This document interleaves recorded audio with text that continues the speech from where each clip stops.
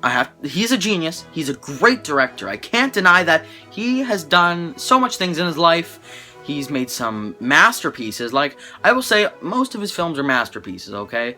But I'm just gonna say, I've never been the biggest fan of him. I find a lot of his films kind of boring, to be completely honest. But Seven Samurai was that one film that I loved. I watched this movie, and I was on the edge of my seat. I loved it. It was more than just entertainment to me. It had got me thinking. Great character development on Kikuchiyo, or Kikuchiyo. I don't know how you forget his name. I guess I should know this thing if it's my 26th favorite movie of all time. But no, Seven Samurai, very, very good movie. I highly recommend it. Number 25, we have Charlie Chaplin's Modern Times. I'm not even going to say anything about this movie. I am not going to say anything about this movie. I love it. That's all I'm going to say about this movie. That's all I'm going to say about this movie. I love it. Alright.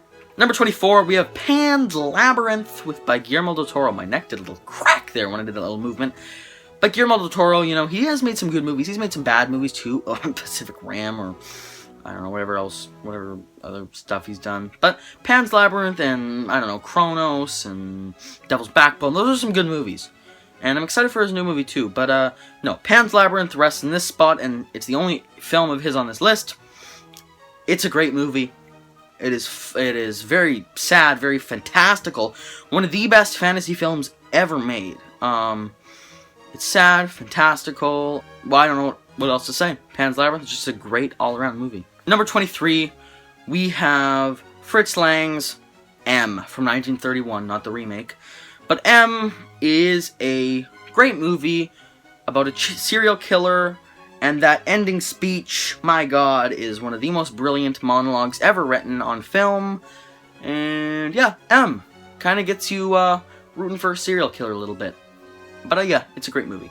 I love this movie. 22, we have Wes Anderson's The Royal Tenenbaums.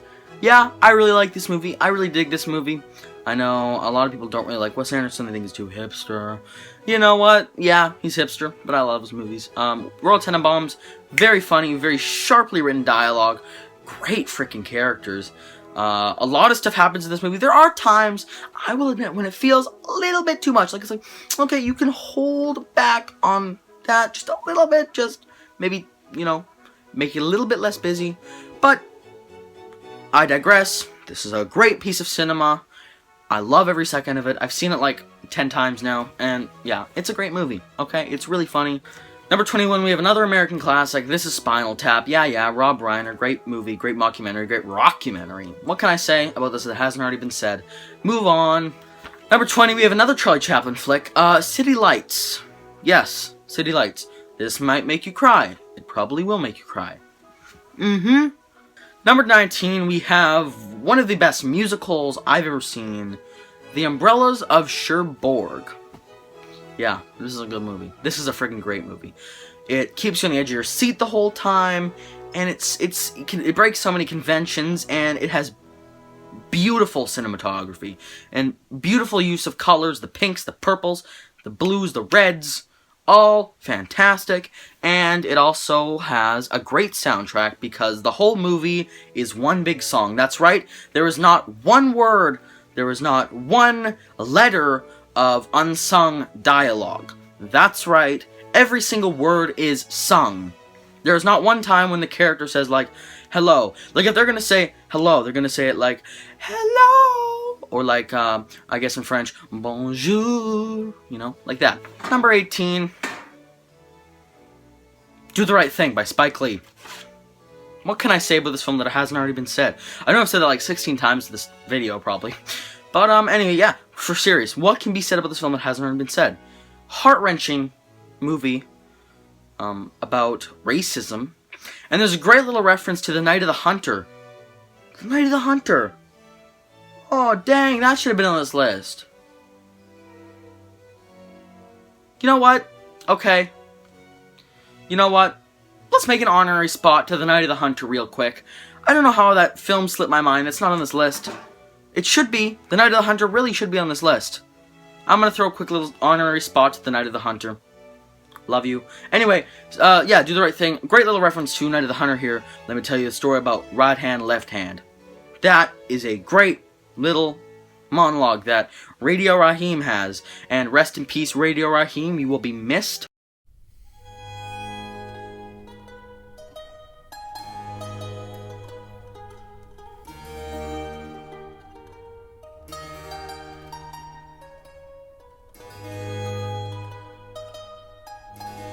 Number 17, we have yet another Wes Anderson movie. Oh my god, you're boring me with these Wes Anderson movies. I know, I'm sorry. But I couldn't leave it off this list. Fantastic Mr. Fox. Yeah, it's a great animated movie. What can I say? What can I say? What can I say? Number 16, we have a movie that actually only released last year. La La Land. Yeah, I know. Everybody's favorite movie of 2016. Also my favorite movie of 2016. This movie I saw in the theaters 4 separate times. I love this movie. I loved it. Ryan Gosling and Emma Stone. They had so much chemistry in this movie. I love the music in this movie. I love the cinematography. Although some shots did look a little bit kind of not really nice to look at, but it's okay. I can give it a pass because it did have some great shots. Great use of color, great set design. What can I say? La La Land, fantastic movie. Number 15, we have Bicycle Thieves from Vittorio De Sica. Another De Sica film. This time, Bicycle Thieves. Another film that will make you freaking cry your heart out, just like Umberto D. Number 14, we have King of the Hill. No, not that King of the Hill, idiot. This King of the Hill. Steven freaking Soderbergh. Yeah, that one. The one about the boy in 1930s Depression, America.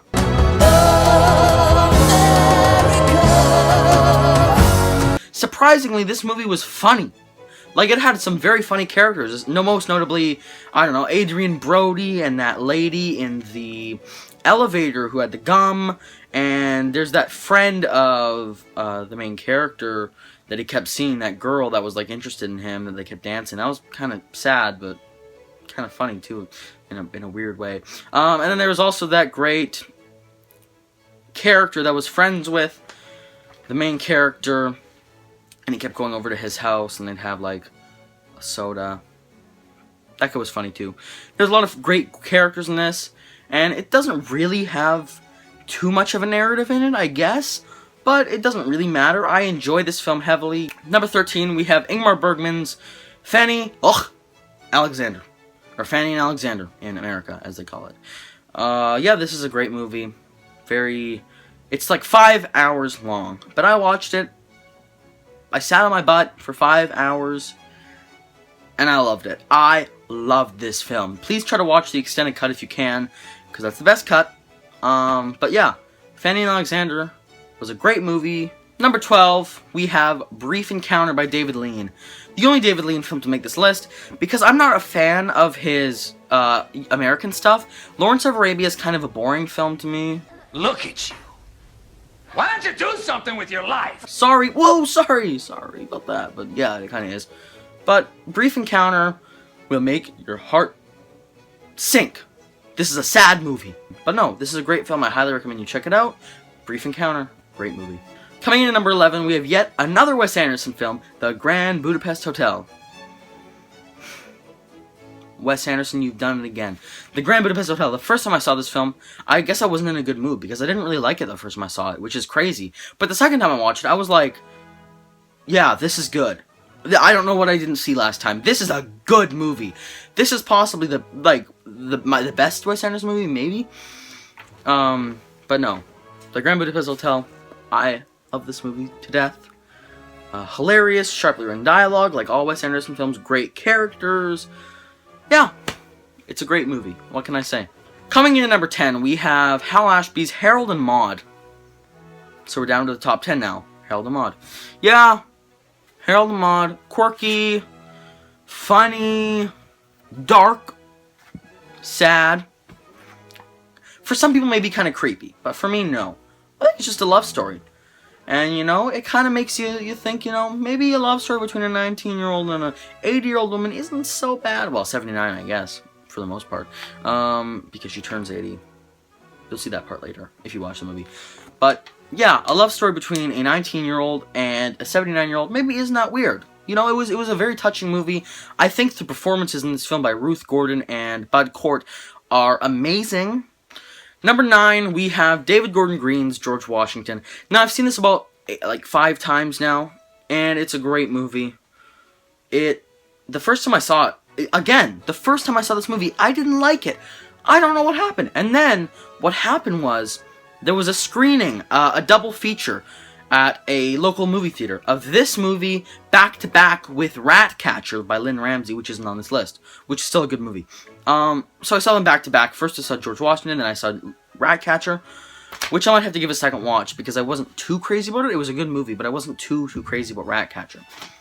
But, no, George Washington, funny, hilarious, quirky characters in this movie. I love the... I forget his name. The pantsuit guy. Where's the hot dog in my pantsuit? That guy. He was funny. And then there's also that guy, like, you know, the vegan... No, that guy who's, like, they think is gay, and he's, like... And then he, is talking about, like, is your pee normal? Like, that guy was weird, but he was funny. How's your pee? How's my what? Your pee. Your urine? Is it clear? Oh, yeah. Good. Means you're healthy. Cool. Coming in at number 8, we have Ingmar Bergman's Persona. Yeah, Persona is a great movie. It is very thought-provoking, very poetic, philosophical film, whatever. Deep, you know. I don't want to get into it. But it's mainly just one woman talking, to be honest, for the most part. Because one of the women doesn't talk for the majority of the film. Coming in at number 7, we have The Lady Killers from 1950-something. Not the Coen Brothers version. No, not that one. No, the classic with Alec Guinness and Peter Sellers. The Lady Killers. Funny, hilarious, dark, black comedy. What can I say about this film? Great British humor. I just love this movie. It's very funny. Coming in at number 6, we have another Jean-Luc Godard film, Breathless. Yeah, this is as good as people say it is. Breathless is very good. It popularized the jump cut, if I'm not mistaken. It's Jean-Luc Godard, so I can't really explain his style. It's kind of hard to explain, but if you watch his films, you would know what I'm talking about with his style. It's very weird, unconventional, but I really enjoy his films. He's not for everybody. A lot of people hate Godard, which I don't know why, because I freaking love him. Coming in at number 5, we have, back-to-back, 2 Godard films. Another Godard film, Vivre sa vie. Now, Breathless and Vivre sa vie, to me, are kind of on the same level, but I put Vivre sa vie just a little bit higher, because I was a little bit more engaged with Vivre sa vie. This film really gets you thinking.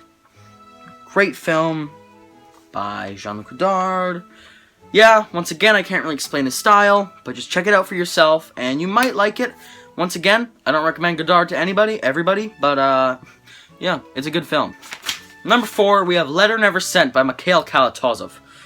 Yeah, this is a Russian film. Many of you probably haven't heard of, but I was introduced to this film by the Criterion Collection. I found a copy of it at my library, and it looked kind of interesting, so I popped it in my DVD player, and I was like, this is a great movie.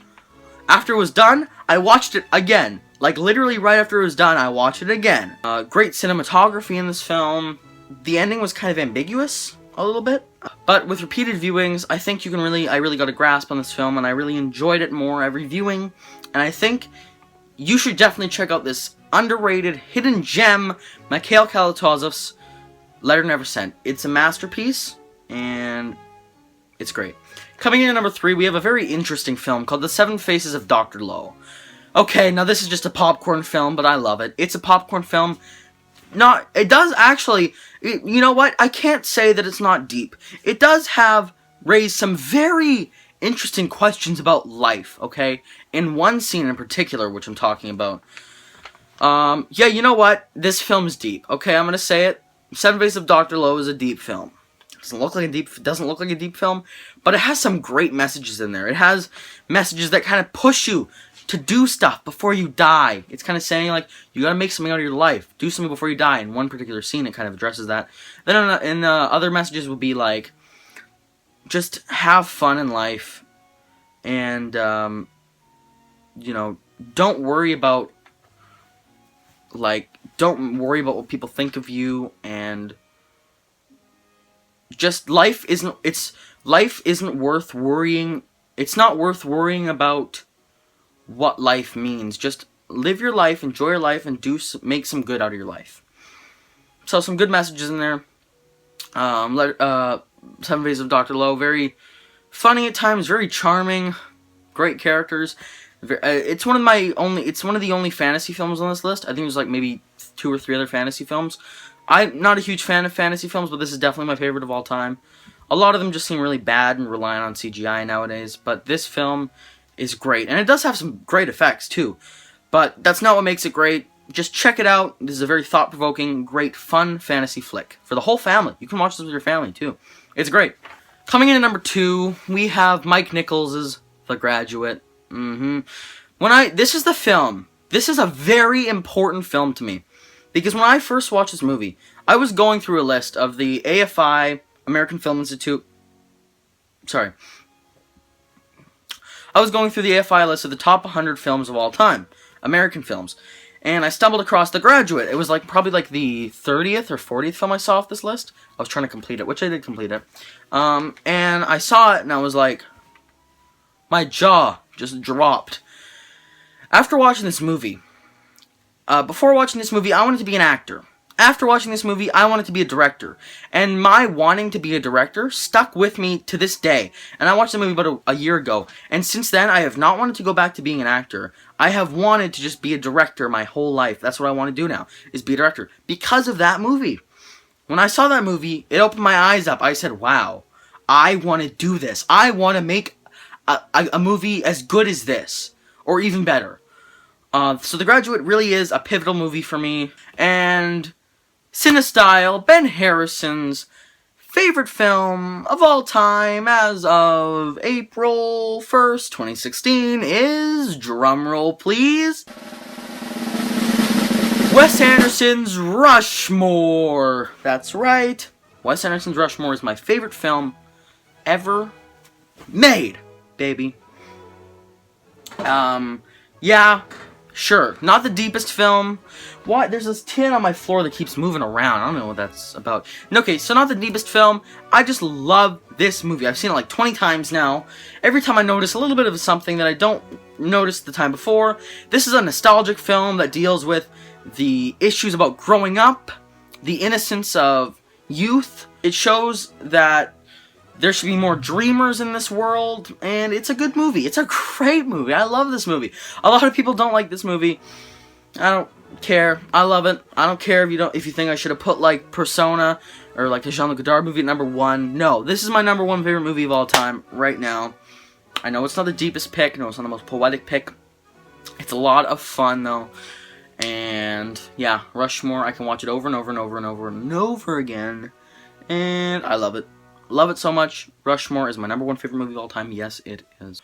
Alright guys, this has been Ben Harrison, the internet's sexiest movie critic, and I hope you enjoyed this list. You know, this is completely subjective, my top 50, and it's going to probably change, well, it's obviously going to change next year when I do my video again, and I want to show you guys something. I know this is kind of weird, but just to show you, I realize my bow tie does look like a clip-on. I want to show you something. Look, I tied this myself. This bow tie, when I had it on, I was realizing when I was filming that bow tie kind of looks like a clip-on. Well, no, it's not a clip-on. Just if you guys thought it was, it's not a clip-on. I tie my own bow ties. But yeah. Anyway, guys, I will see you in the next video. Ciao.